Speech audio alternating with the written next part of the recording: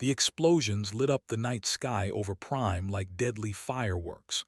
Colonel watched from the command center as another building collapsed under enemy fire. His colony was dying, and there was nothing he could do to stop it. They had come without warning. Their ships appeared in orbit 3 days ago, blocking all communications with Earth. They were massive creatures, standing twice as tall as humans, with 6 powerful limbs and armor like skin.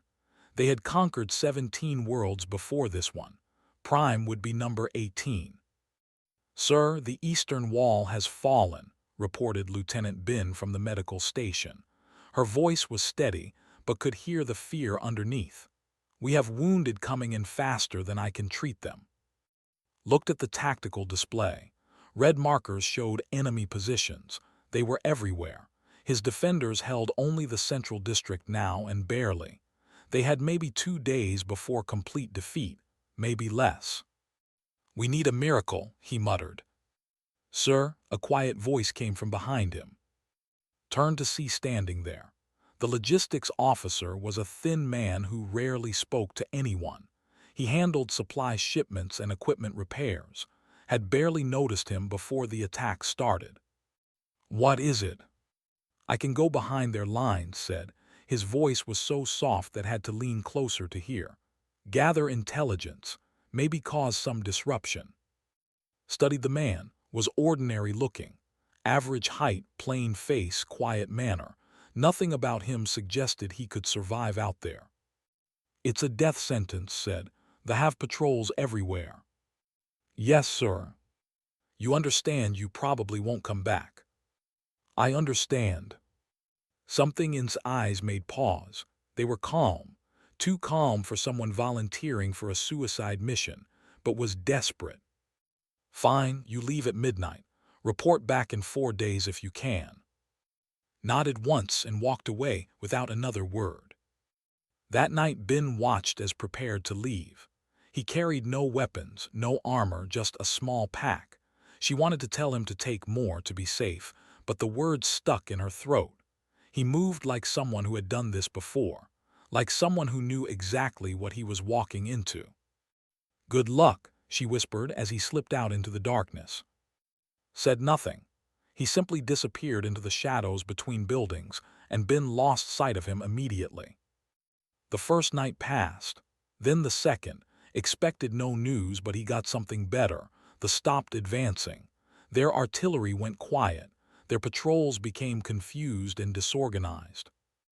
On the third night, a command post went silent, just stopped transmitting entirely. By morning, scouts found it abandoned. The officers were all dead.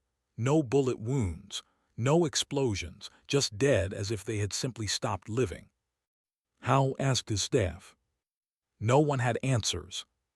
The second command post fell the next night. Then a third.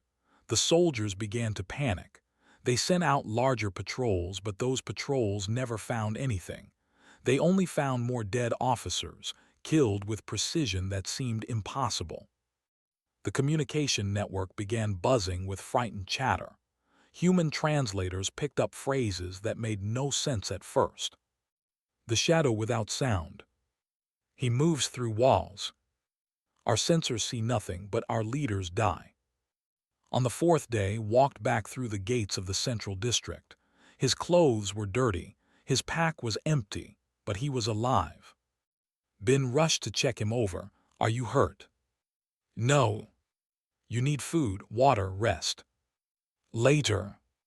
He went straight to his office and delivered his report in that same quiet voice. "Their command structure is broken. They will retreat within 24 hours. "How do you know?" asked. "Because I removed their leaders. They have no one to give orders now." Stared at him. "You killed them, all of them, alone?" "Yes, sir." "How many?" Was silent for a moment. 37. The room went quiet. 37 officers, each one protected by guards and sensors and shields, and this quiet logistics officer had killed them all in 4 days. "Who are you really?" asked. "Just someone doing his job, sir." They retreated that afternoon. Their ships left orbit, and within hours, Prime was free. The colony celebrated, but noticed that did not join them. He sat alone in the supply depot, cleaning equipment as if nothing had happened. Ben found him there that evening. She sat down next to him without asking permission. "Your hands don't shake," she said. Looked at his hands. They were perfectly steady. "No," he agreed. "Most people's hands shake after killing someone, even soldiers." "I'm not most people." "How long have you been doing this?" Was quiet for a long time. Finally he said, "Too long." Ben wanted to ask more, but something stopped her. Maybe it was the sadness in his eyes. Maybe it was the way he seemed so tired despite being physically fine. She simply sat with him in silence instead. That night, his communication team intercepted a military broadcast. It was a warning being sent to all forces in the sector. The translator read it out loud. "Beware the silent one. He is not like other humans. He does not fight like they fight. He does not kill like they kill. He is something else. Something we do not understand. Avoid Prime. Avoid all contact with this creature." Looked at, who sat in the corner of the command center, half asleep. "Creature," repeated. "That's what they called you." Opened his eyes. "Let them think what they want. They're terrified of you." "Good, maybe they'll leave other colonies alone." And with that, closed his eyes again and went to sleep. But across the galaxy, the story was just beginning. Spread the word. Humanity had something new, something dangerous, something that moved silently through battlefields and left only death behind. They had a name for him now, though would never hear it spoken aloud. They called him the Silent Death, and that name would soon travel farther than anyone imagined. 6 months passed since Prime. The story spread through the galaxy like wildfire. Every species had heard about the human who moved like a ghost. Some believed it. Others thought it was propaganda. But the stories kept coming, and they were all the same. On the mining world of 7, mercenaries from the Syndicate took over a human settlement. They were brutal creatures who made their living through violence and fear. 43 humans were taken hostage in the main processing facility. The mercenaries demanded ransom and safe passage off-world. The local defense force surrounded the building, but they could not attack without risking the hostages. They called for help from Earth Command. Earth sent one person. Arrived on a supply shuttle 3 days later. He walked up to the front entrance alone and knocked on the door. A guard answered, his weapon raised. "I'm here to negotiate," said in the language. The mercenaries laughed. One human, unarmed, wanting to negotiate. They let him inside to amuse themselves. Their leader, unnamed, sat on a throne made of mining equipment. "You come alone to save your people?" asked. "Stupid human." "I come to offer you a choice," said quietly. "Leave now and live, stay and die." Laughed harder. His 17 mercenaries joined in. "You threaten us. Look around, little human, we have all the power here." Looked at each mercenary carefully, memorizing positions and weapons. "I'm not threatening you. I'm telling you the future." "Get out," said. "Come back with money or we start killing hostages." Left without argument. He walked back through the front door and disappeared into the settlement. The mercenaries went back to waiting, confident and comfortable.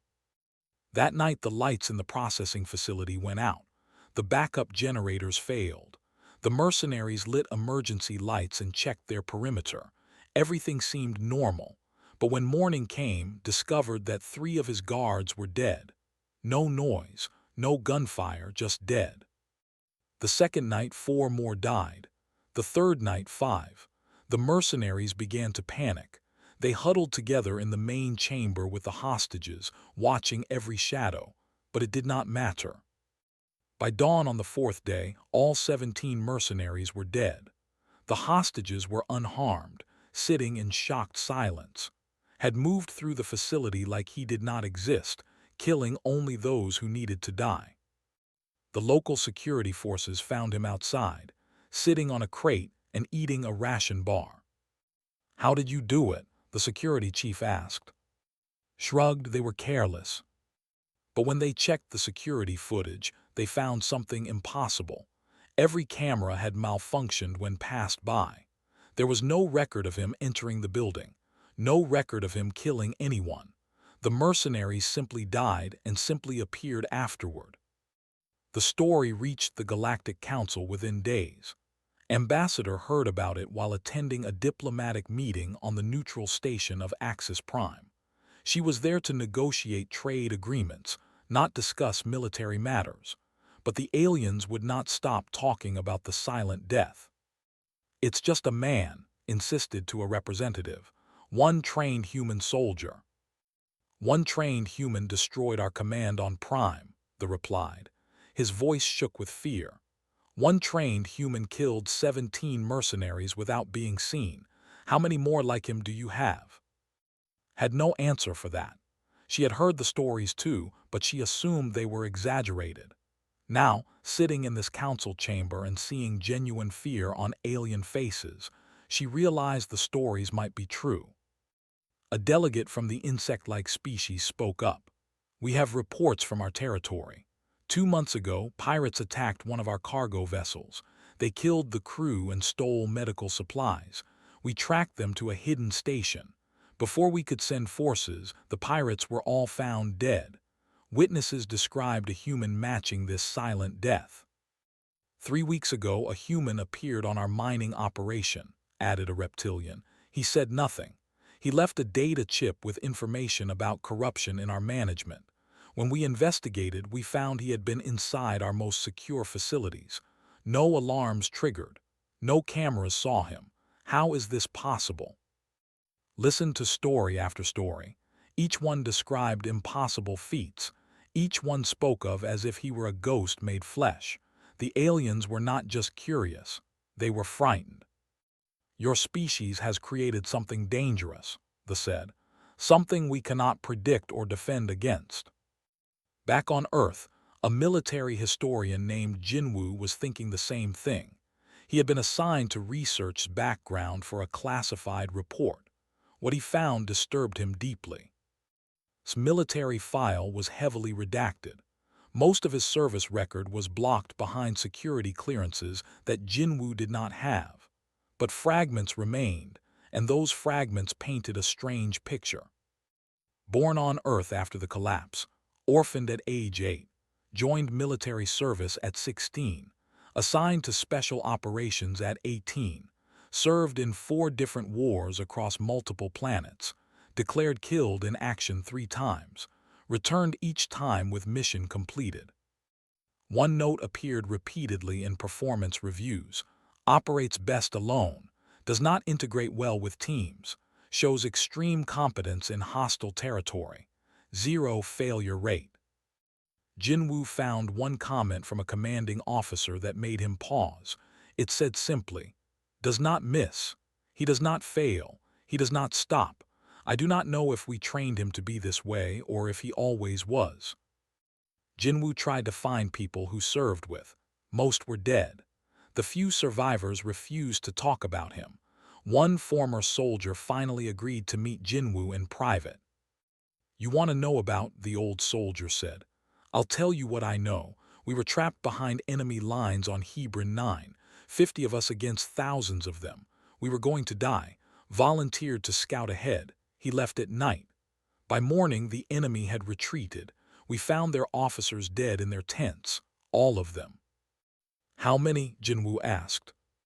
42 officers, killed in 6 hours, 1 man. The soldier shook his head.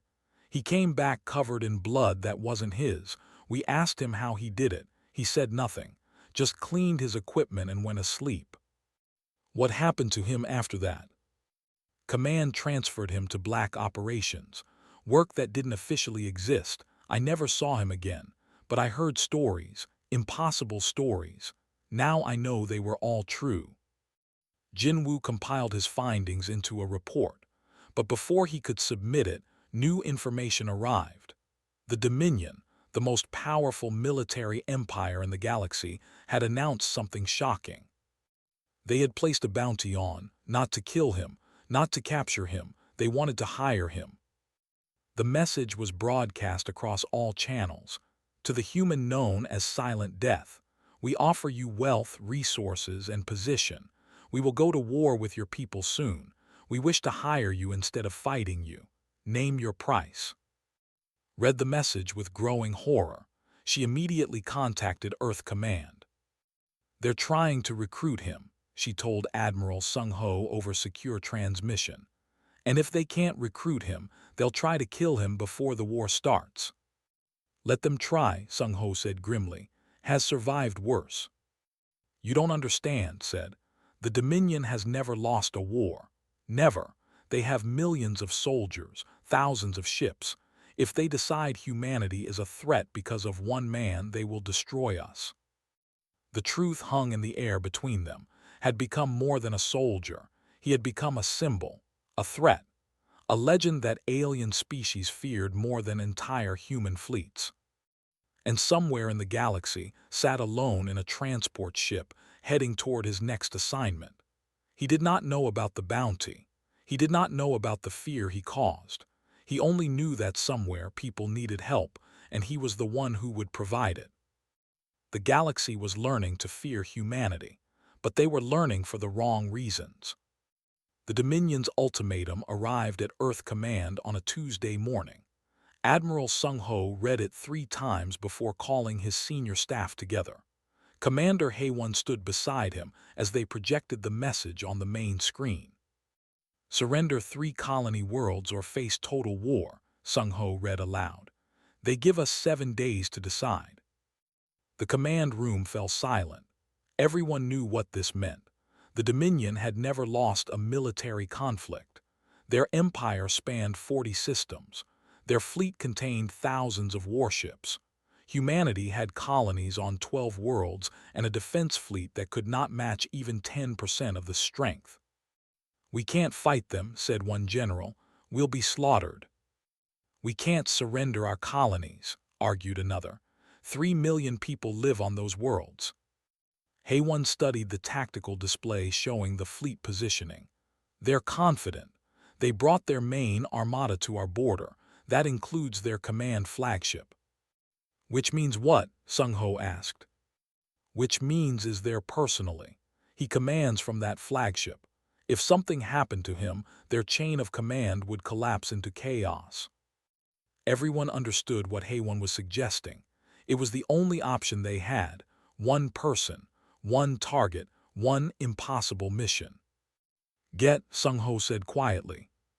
2 days later stood in the Admiral's office, listening to the mission briefing.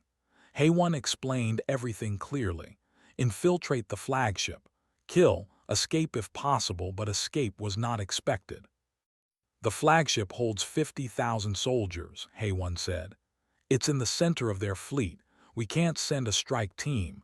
We can't provide support. You'll be completely alone. I understand, said. This is a suicide mission, Sung-ho added. I need you to know that. We're asking you to die for humanity. Looked at both of them with those calm eyes. I've been dying for humanity for 15 years, sir. What's one more time? The plan was simple because it had to be. Human intelligence had captured a supply vessel 3 weeks earlier. They would smuggle aboard it with the cargo. They would recover their vessel and bring it back to the fleet. Once inside was on his own. Bin prepared his equipment. She had transferred to Earth Command after Prime, and she insisted on being part of this mission support. She packed his medical supplies carefully, not looking at him. You don't have to do this, she said. Yes, I do. Why does it always have to be you? Was quiet for a moment.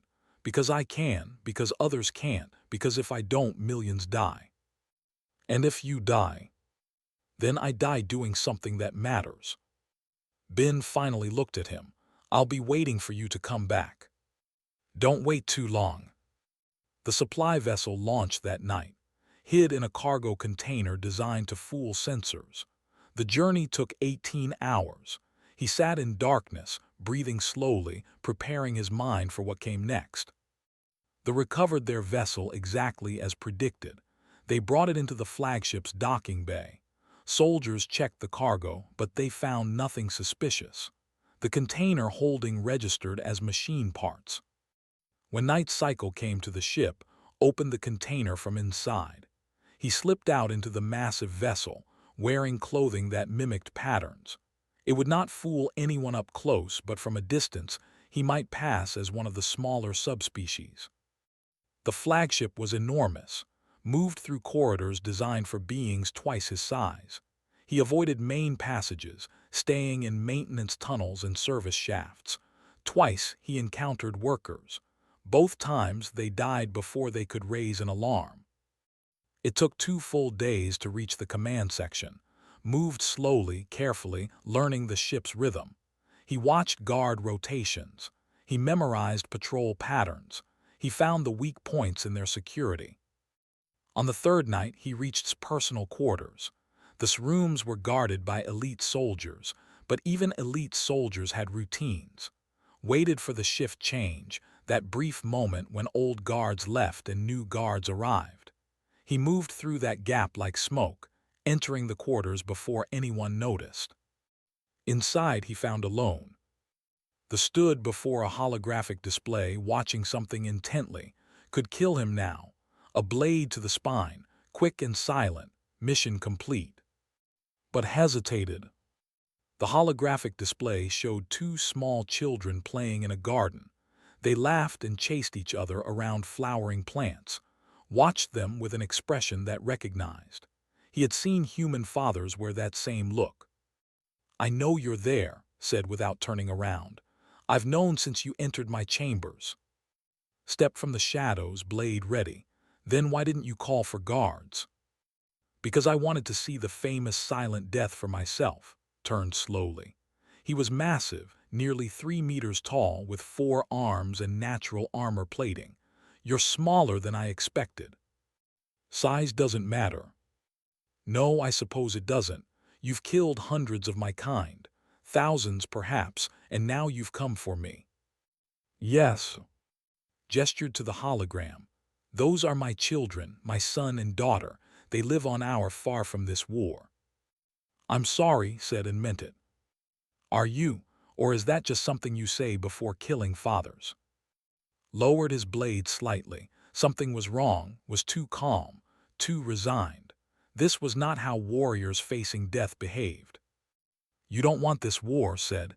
It was not a question. "No, I don't," deactivated the hologram. "But I was ordered to wage it by the Dominion Council. They said your people attacked our trade routes. They said humanity was preparing to invade our territory. They said we must strike first." "That's a lie." "I know." Stared at him. "What?" "I know it's a lie," repeated tiredly. "I've suspected for weeks. Your people are not warriors. You're explorers, colonists. You have no interest in our territory. But the council wanted war, so they created a reason." "Why?" "Power, resources, political gain." Sat down heavily. "The council members who pushed for this war stand to profit greatly from it. They own military contractors and resource extraction companies. War makes them wealthy." Thought quickly. "Do you have proof?" "Some hidden in my personal files, but I can't expose them. My family would be killed, my reputation destroyed." "What if you were dead?" Looked up sharply. "What do you mean?" Moved closer, lowering his blade completely. "I came here to kill you. Let me kill you, but not really." "Explain." "I can make it look like you died. We fake your death and get you off this ship. You become a ghost like me. From hiding, you can expose the council's lies. You can stop this war." "Why would you help me?" asked suspiciously. "I'm your enemy." "Because killing you doesn't stop the war. It only delays it, but exposing the truth, that could end it forever." Met's eyes. "I'm tired of killing people who don't deserve to die. Are you one of those people?" Was silent for a long moment, then he nodded slowly. "Yes, I believe I am." "Then help me stop this war the right way." Alarms suddenly blared throughout the ship. Red lights flashed, jumped to his feet. "They found the bodies, the workers you killed to get here." How long until they reach us? Minutes, maybe less. Thought fast. Can you access your files from here? Yes.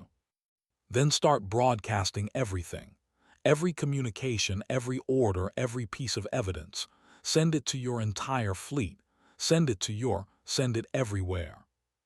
They'll stop the transmission. Not before enough people see it. Not before the truth gets out. Move to the door, listening to the approaching guards. Do it now. Hesitated only a second before moving to his command console. His 4 arms worked quickly, pulling up classified files and opening transmission channels. This will destroy my career, my reputation. Better your reputation than your soul. Outside, the sound of marching feet grew louder. Hundreds of guards converged on the quarters. They thought an assassin was inside. They were right, but not in the way they expected. Initiated the broadcast. Data flooded across every communication channel in the fleet. Thousands of soldiers suddenly received evidence of their government's lies. They saw the fabricated intelligence reports. They saw the political correspondence. They saw everything. It's done, said. Nodded. Good. Now comes the hard part. What's that? Staying alive. The door exploded inward, and security forces poured into the room. 20 guards burst through the door, weapons raised. They expected to find they're under attack. Instead, they found him standing calmly next to a small human. Are you harmed? The lead guard asked. This human has evidence of council corruption, said before anyone could shoot. Check your communication feeds. The truth is spreading now. Several guards looked confused. Others checked their personal devices. Their expressions changed as they saw the broadcasts flooding through networks. Shock, anger, disbelief. This proves nothing, one guard said. Humans could have faked this data. I uploaded it from my personal console, said. My security codes authenticated every file. You know I wouldn't fake evidence against my own government. More guards arrived, filling the room. Calculated his chances. Bad. Even he couldn't fight through 50 armed soldiers, but he didn't need to fight all of them. He only needed confusion. Half of you believe the broadcasts, said loudly. Half of you don't, which means you're already divided, which means this war is already over. A younger guard lowered his weapon slightly. If the council lied about the war, what else did they lie about?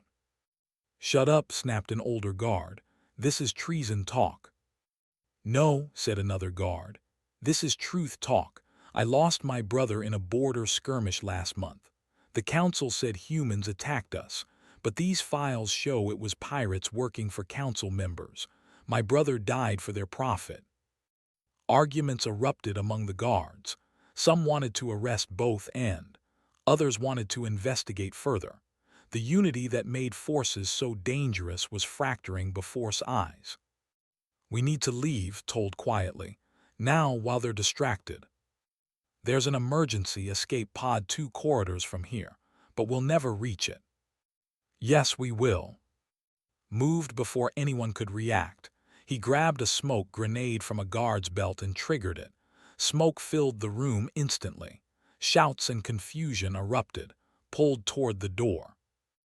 They ran through corridors as alarms screamed. Some guards chased them. Others stood frozen, watching broadcasts on their screens. The flagship was tearing itself apart from within. Some believed the evidence. Some called it a lie. Violence broke out between the two factions. This is what you wanted, gasped as they ran. Civil war. Better they fight themselves than us, replied. They reached the escape pod corridor. 6 guards blocked the way. Didn't slow down. He moved through them like water, using their size against them. He wasn't stronger than, but he was faster and he knew how bodies broke. 3 guards fell before the others realized what was happening. Fought alongside him, using his 4 arms to grapple the remaining guards. Together, they cleared the path. I thought you worked alone, said. Usually, opened the escape pod door. Inside now. They climbed in. sealed the door and initiated launch. The pod ejected from the flagship just as internal explosions began. The fleet was attacking itself. Ships fired on ships. Soldiers fought soldiers. The conspiracy had split the Dominion down the middle. Meanwhile, the human fleet watched from the border. Captain Min commanded the destroyer that had been monitoring the armada. He saw the chaos erupting and immediately contacted Earth Command. "Sir, the fleet is tearing itself apart," he reported to Admiral Sung-ho. "I don't know what caused it, but they're fighting each other." Bin said from the medical bay. She had been listening to all communications. "It has to be him." "Sensors are picking up an escape pod," reported the tactical officer. "It launched from the flagship." Bin ran to the bridge. "That's him, it has to be. We need to get him out." Min looked at the tactical display. The escape pod was floating in the middle of a space battle. Ships were shooting at each other all around it. Flying in to rescue it would be suicide. "If we go in there, we'll be destroyed," Min said. "Then we'll be destroyed saving a man who stopped a war," Bin replied firmly. Min looked at his crew. They all nodded. Every person on that bridge understood what meant to humanity, not just as a soldier but as a symbol. If they could save him, they would. "All power to forward shields," Min ordered. "Take us in." The destroyer plunged into the chaos. Ships barely noticed them, too busy fighting each other. Min navigated through explosions and weapons fire, his pilot flying like he had never flown before. They reached the escape pod. Tractor beams locked on and pulled it into the cargo bay. The moment it was secure, Min reversed course and fled at maximum speed. Several ships tried to follow, but they were quickly engaged by other ships. The Civil War was spreading fast. In the cargo bay, Bin opened the escape pod door, climbed out first, then helped emerge. It was massive compared to the humans around him, but he moved carefully, trying not to threaten anyone. "You brought an enemy on board?" Min asked over the intercom. "He's not our enemy anymore," replied. "He exposed the conspiracy. They are fighting because of what he revealed." Bin examined quickly. He had cuts and bruises, but nothing serious. "You're hurt." "I've been worse." "That's not an answer." Smiled slightly. It was the first smile anyone had seen from him in years. "I'm fine, Bin, thanks to you and the captain." Watched this interaction with interest. "You care about him. Your people care about him." "Of course we do," Bin said. "He saved millions of lives." "My people fear him. They call him Silent Death, a monster." "He's not a monster. He's just a man trying to protect people." "Looked at differently then. Perhaps we misunderstood humanity. We thought your strength was in your weapons or your numbers, but it's in your willingness to sacrifice for each other." The destroyer reached human territory safely. News of the Civil War spread fast. The war with humanity was forgotten as the Dominion tore itself apart from within. The conspiracy reached deeper than anyone imagined. Council members were arrested. Fleets split into factions. The most powerful empire in the galaxy crumbled in days. Spent those days in the medical bay recovering. Bin stayed with him, checking his wounds and making sure he rested, but mostly she read his file. The one Jinwoo had compiled, the one that explained who really was. "You were orphaned during the collapse," she said quietly. "Lost your family when you were 8 years old. Didn't respond. You joined the military at 16, too young, but they took you anyway because they needed soldiers. Still nothing. You were assigned to special operations at 18, sent behind enemy lines again and again. You survived missions that killed everyone else. They kept sending you because you always came back." Bin looked up from the file. "It says here you stopped talking after a mission on Kelvin 4. What happened there?" Was quiet for a long time. Finally, he spoke. "We were supposed to rescue civilians from a war zone. I got there too late, found them dead, all of them, children included." His voice was flat. "I realized then that talking doesn't save people. Action does. so I stopped talking and started moving. You became silent. I became effective. Bin put the file away. You saved billions of lives by stopping this war. You know that, right? I stopped one war. There will be others. And you'll fight them too.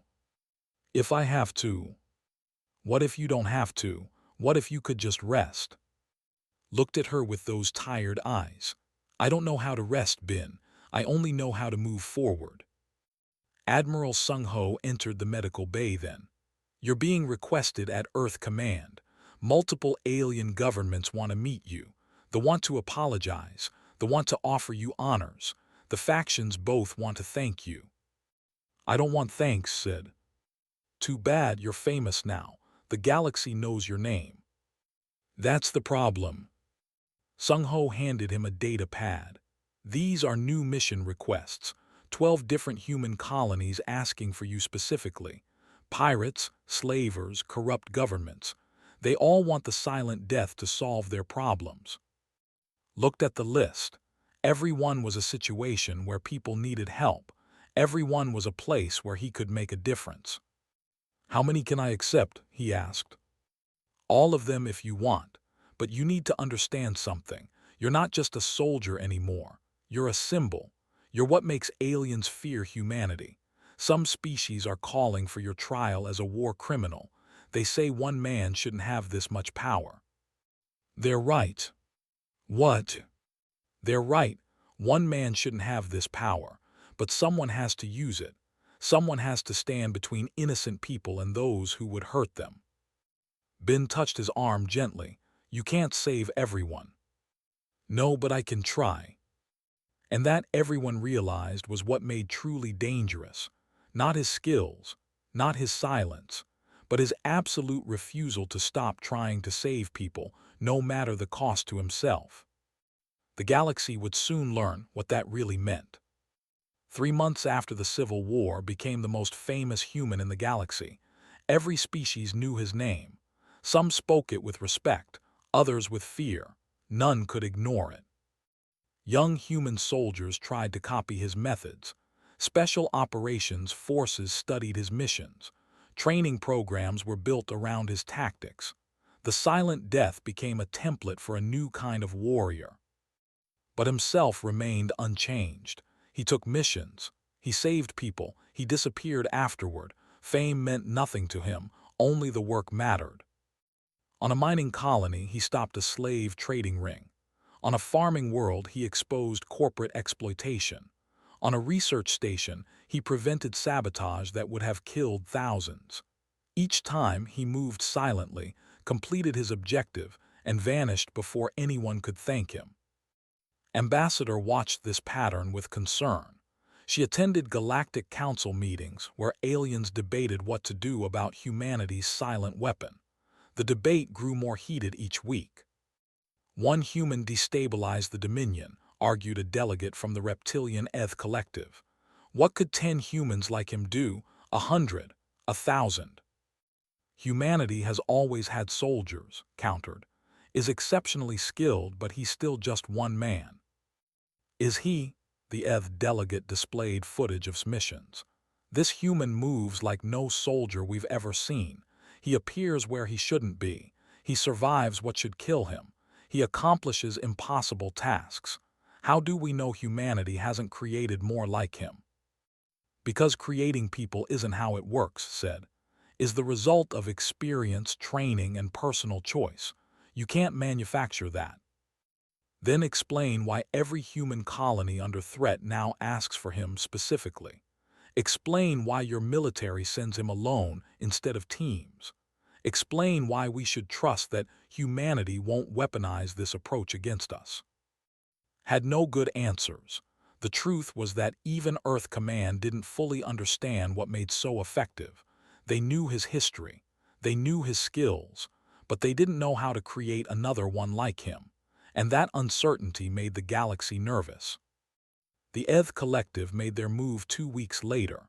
They filed formal charges with the Galactic Council, was accused of being a weapon of mass destruction. They demanded he stand trial for crimes against galactic peace. "This is ridiculous," Admiral Sung-ho said when he heard. "He saved more lives than any 10 soldiers combined." "They're afraid of him," Commander Haewon replied. "Fear makes people do irrational things." "We'll attend the trial." "He says he will. He thinks if he doesn't, it'll make things worse for humanity." The trial was held on Axis Prime, the neutral diplomatic station. Thousands of aliens attended. News feeds broadcasted across the galaxy. Security was extreme. Everyone feared what might happen if violence broke out. Walked into the council chamber wearing a simple uniform. No weapons, no armor, just a quiet human facing judgment from species that feared him. Ambassador defended him. Historian Jinwoo presented evidence of his missions. Every case showed the same pattern. Only killed combatants. He never harmed civilians. He protected the innocent and stopped those who preyed on them. "This human has the highest ethics of any soldier I've studied," Jinwoo. "He refuses missions where civilians might be harmed. He walks away from assignments that violate his principles. He's not a weapon. He's a protector." The prosecutor wasn't convinced. A protector who has killed thousands. A protector who brought down an entire empire through chaos and violence. How long before he decides your government is corrupt? Your species is a threat. What stops him from turning his skills against anyone he chooses? "His conscience," Bin said from the witness stand. She had traveled to Axis Prime specifically to testify. "I've known since Prime. I've seen him refuse orders. I've seen him spare enemies. I've seen him choose mercy when violence would be easier. You're judging him based on fear, not facts." "We have reason to fear," the prosecutor replied. "Humanity has created the perfect infiltrator, the perfect assassin, and you ask us to simply trust that he'll always choose correctly, that his conscience will never fail." Entered the chamber then. The former had been living in exile since exposing the conspiracy. His presence shocked everyone. "I wish to testify," announced. "You have no standing here," the prosecutor objected. "I have more standing than anyone. This human could have killed me, should have killed me by all military logic. Instead, he chose to work with me. He chose truth over easy victory. That choice saved millions of lives and exposed corruption that had infected my entire government." The chamber fell silent, continued. "You fear because you don't understand him. You think he's a weapon. He's not. He's a warning. He represents what happens when good people are pushed to become warriors. He exists because the galaxy is full of violence and exploitation. He exists because someone must stand against it." "Then let humanity create more like him," the prosecutor said. "Let them flood the galaxy with silent assassins. See how long peace lasts."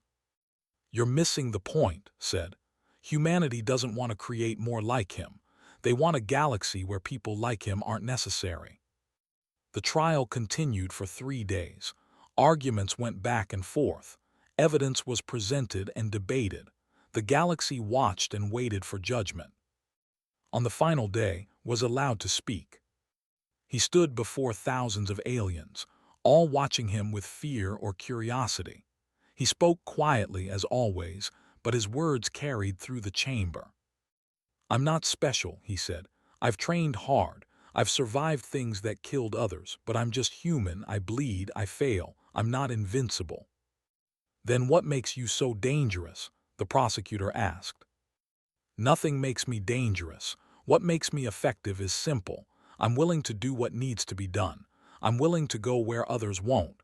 I'm willing to sacrifice my peace for others' safety." He paused.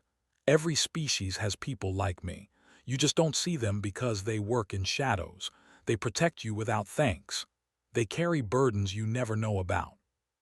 "Are you saying other humans possess your skills?" "I'm saying other humans possess dedication, courage, sacrifice. Those are the real weapons. My skills just focus them." He looked around the chamber. "You want to put me on trial? Fine, but understand this. Taking me out doesn't remove what I represent. Humanity will always produce people willing to stand between innocent lives and those who threaten them. That's not something you can ban or regulate. That's who we are. The council deliberated for 6 hours. When they returned, the verdict surprised no one. We find that actions, while extreme, do not constitute crimes against galactic peace. However, we require humanity to provide oversight and accountability for such operations in the future. Is free to go, with the understanding that further complaints will result in harsher judgment. It was a political compromise. Neither side was happy, but both could claim partial victory. After the trial, multiple governments approached with offers, medals, honors, positions of authority, wealth beyond measure. He refused everything. Why? Admiral Sung Ho asked when returned to Earth. You could write your own future, have anything you want. I don't want anything, replied. I just want to keep working. The galaxy knows your face now. You can't work in shadows anymore. Then I'll work in plain sight. They'll still never see me coming. Ben found him preparing to leave for his next mission. Where are you going?